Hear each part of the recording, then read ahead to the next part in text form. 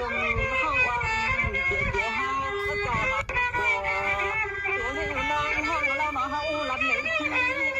ก็เฮาที่สำหักมายุ่งสิเล่า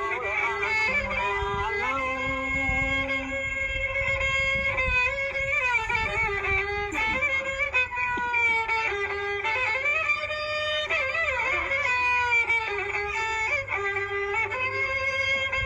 หวังว่าเราหวังว่าความว่าเป็นเฮาที่มามันอยากจะจับยังไปความหวังวันเห็นเดินก็นอนโอ้เด็กถึงที่มาหวังให้ครอบเดือดร้อนก็ไม่น้อยได้เดียว